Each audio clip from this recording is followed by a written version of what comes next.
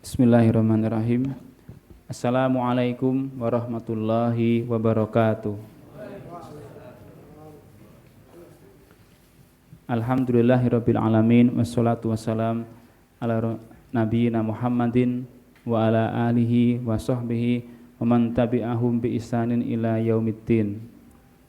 Alhamdulillah jamaah sekalian, jamaah salat tarawih Masjid Al Khair, pada kesempatan malam hari ini Allah masih mengumpulkan kita semuanya dalam suasana ukhuwah Islamiyah. Allah masih memberikan nikmatnya kepada kita semuanya, nikmat iman, nikmat kesehatan, dan nikmat kesempatan, sehingga dengan nikmat tersebut kita masih diberi kesempatan untuk kembali melaksanakan ibadah di bulan yang mulia ini. Kemudian hadirin sekalian, pada kesempatan kali ini kali pertama saya di bulan Ramadan di Masjid Al Khair, masjid pinggir kali ya, pinggir kali Gandong. Sebelumnya maaf tadi saya belum terbiasa dengan mic seperti itu ya. Mic itu kalau taruh yang suaranya paling pas itu di depan sini posisinya, itu enak, posisinya kenceng. Tapi ketika sujud mak klenyet ke belakang, nanti harus berdiri harus klenyet lagi ke depan lagi. Dan kalau terlalu dekat nanti napasnya imam jadi masuk. Itu sangat tidak nyaman di telinga pendengar, betul nggih?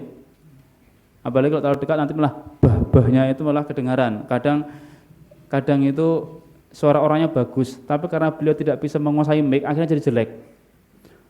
Bismillahirrahmanirrahim ya, seperti itu. Jadi mic ini harus ada SOP-nya tersendiri ya, untuk bisa mengoperasikan mic dengan baik begitu. Kalau saya sendiri paling nyaman mic teman klik gitu ya, itu suaranya sudah mau sujud, mau berdiri, mau rukuk nggak berubah begitu. Ini nggak ngeritik ya, ini menurut keyakinan saya ya. Baik hadirin sekalian, saya berbahagia sekali melihat wajah-wajah di sini. Antum ini semuanya adalah para musafir. Iya kan? Nggak ada yang mukim di sini kan? Masya Allah.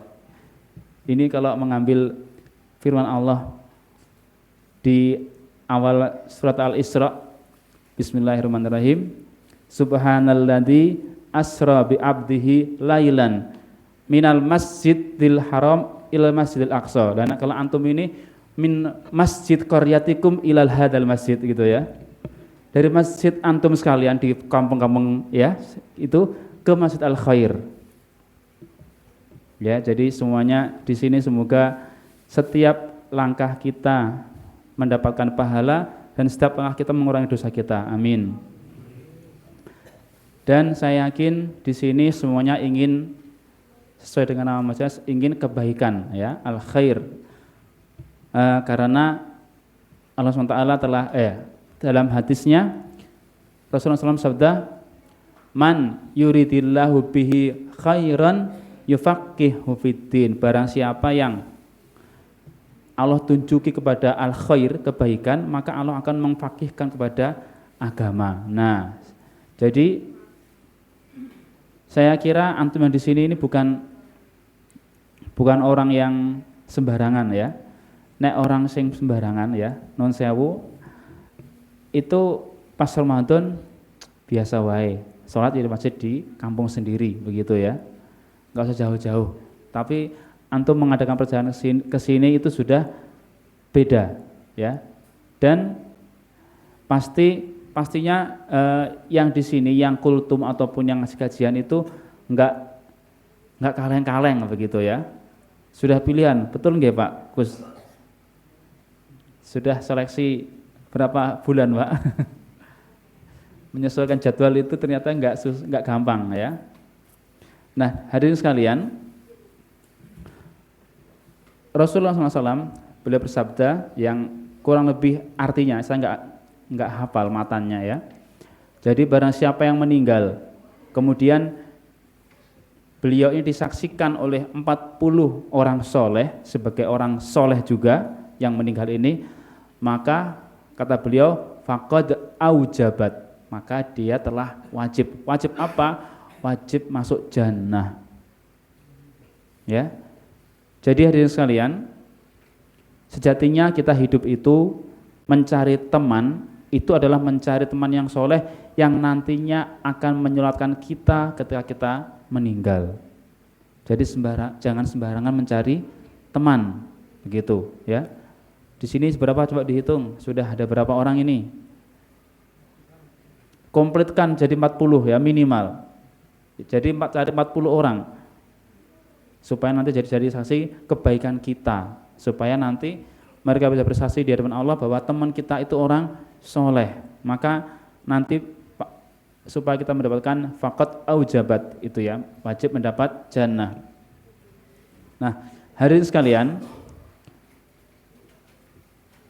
dalam Sirah Nabawiyah ada kisah pengaruh teman yang buruk. Di antaranya yang pertama yang datang dari paman Nabi sallallahu alaihi wasallam sendiri yang meneruskan pemeliharaan beliau setelah beliau meninggal ibunya di usia 5 tahun, kemudian diasuh oleh kakeknya selama 2 tahun, kemudian diasuh oleh pamannya yaitu Abu Thalib sampai beliau dewasa, bahkan sampai beliau jadi nabi. Paman beliau ini yang selalu melindungi beliau, melindungi dakwah beliau dari godaan orang Quraisy. Kemudian di akhir hayatnya Abu Thalib ini sudah posisi terbaring, kemudian Rasulullah SAW di telinga kanan beliau mengucapkan, ya ammi kul la ilaha illallah, wahai paman katakan la ilaha illallah, sebuah kalimat yang nanti aku akan menjadikan itu hujah di hadapan Allah nanti, aku akan membelamu wahai paman. Kemudian sebenarnya Abu Thalib ini sudah meyakini dalam hati, tapi belum sempat mengucapkan secara lisan, belum sempat login ya. Kemudian di sisi telinga kiri beliau ada dedengkot kekafiran, yaitu Abu Jahal. Kemudian mengatakan, ya Abu Thalib, atarghabu an millati abikum Abdul Muthalib ya.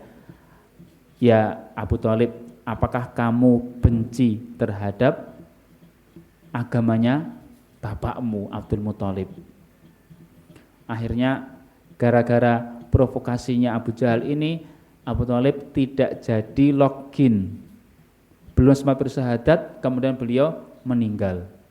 Pengaruh apa? Pengaruh teman yang buruk di akhir hayatnya, di saat-saat yang sangat kritis, yang sangat menentukan.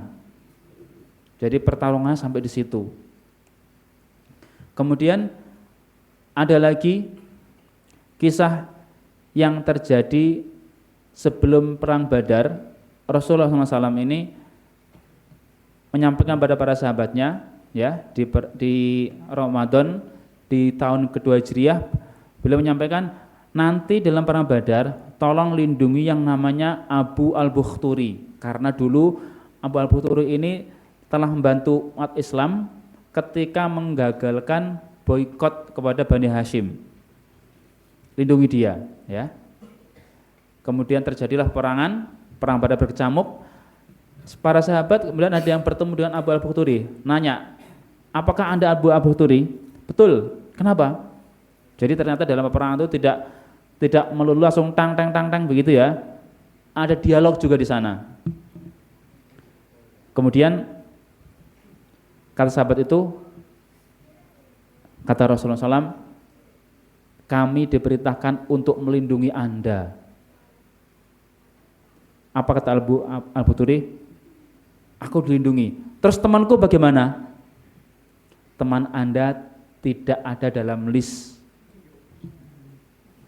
Ya. Kata Abu Al-Bukhturi, kalau begitu aku bela temanku. Akhirnya beliau diperangi. Gara-gara apa? Gara-gara teman buruk. Nah, ada lagi kisah yang sangat ini ya. Pemeran utamanya adalah Abu Jahal lagi, Pak. Provokator Abu Jahal lagi. Suatu saat Abu Jahal ini ketika menjelang perang Badar, ada seorang tokoh Quraisy yang namanya Syaibah, ya. Kok saya lupa namanya ya? Robiah ya. Robiah ini salah seorang tokoh Quraisy, dia termasuk pemodal orang-orang Quraisy yang berangkat ke Syam, yang dalam bisnis ke Syam itu ya. Ketika perjalanan pulang kafilah ini, pas pas ini dia diajak perang, dia nggak mau. Kenapa? Karena hartaku akan dipertaruhkan di situ. Pertama itu. Kemudian kata dia, nanti nggak usah diperangilah Muhammad itu. Dia kan nggak usah diperhatikan, ya. Dia juga masih kecil. Kalau nanti kita membunuh dia, kita punya dosa terhadap Bani Hashim. Kalaupun nanti dia yang menang, yang harum namanya juga orang-orang Quraisy. Seperti itu. Akhirnya Abu Jahal ini dikisahkan mengirim hadiah kepada tadi Robiah tadi. Ada riwayat yang mengatakan bahwa hadiah itu adalah berupa gaun wanita, Pak. Dibungkus kado, dikirimkan ke Syaibah ini, Robiah ini ya. Pas sampai di rumahnya, di unboxing, ternyata baju wanita. Kira-kira apa maknanya, Pak? Kalau kamu nggak berangkat perang, pakai baju ini, cemen lo, kira-kira begitu. Akhirnya dia terprovokasi, ya. Dia akhirnya maju di perang Badar, dan ketika di perang Badar itu bahkan dia yang maju untuk Al-Mubarozah. Mubarozah itu adalah perang tanding sebelum dua pasukan utama ini bertempur. Ya, ada Syaibah, kemudian ada saudaranya, ya. Robiah dengan saudaranya Syaibah, kemudian ngajak anaknya juga. Anaknya diajak. Jadi 3 orang ini, 2 bersaudara dan 1 orang anaknya maju. Kemudian dari pihak kaum muslimin, yang pertama yang maju itu dari orang-orang Madinah, dari orang Ansor. Kemudian dari Quraisy berteriak, "Ya Muhammad, siapa ini 3 orang ini? Kami nggak kenal." Suruh ganti orang yang kami kenal. Akhirnya majulah Ali bin Abi Thalib, kemudian Hamzah bin Abdul Muthalib, dan satunya Ubadah. Akhirnya 3 lawan 3, Hamzah dengan mudah membunuh musuhnya, Ali juga mudah, Ubadah terkena sabetan di pahanya. Kemudian dibantu oleh 2 orang ini, dan akhirnya ketiga orang Quraisy ini mati di Al-Mubarozah ini, di perang tanding ini. Gara-gara apa? Gara-gara provokasinya si Abu Jahal.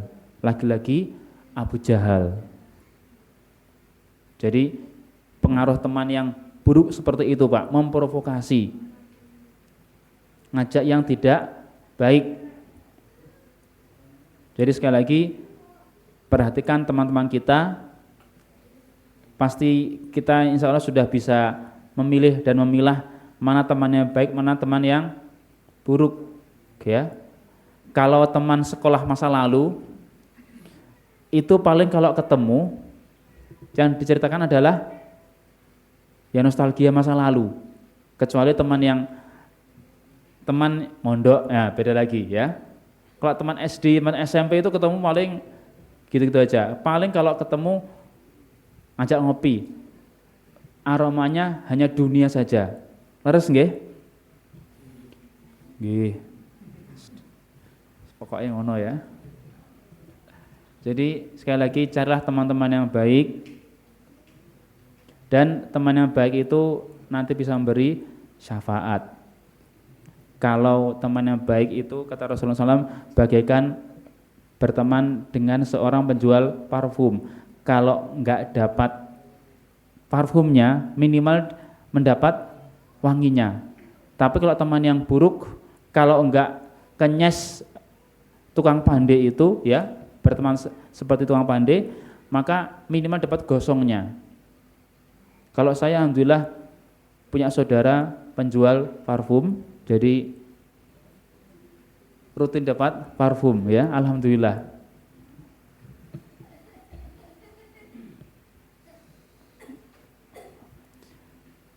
Alhamdulillah demikian yang bisa saya sampaikan. Semoga Ramadan ini menjadi momen kita untuk semangat mencari teman-teman yang terbaik yang akan menyelamatkan kita di akhir hayat nanti. Subhanakallahumma wa bihamdika asyhadu an la ilaha illa anta astaghfiruka wa atubu ilaik. Wassalamualaikum warahmatullahi wabarakatuh.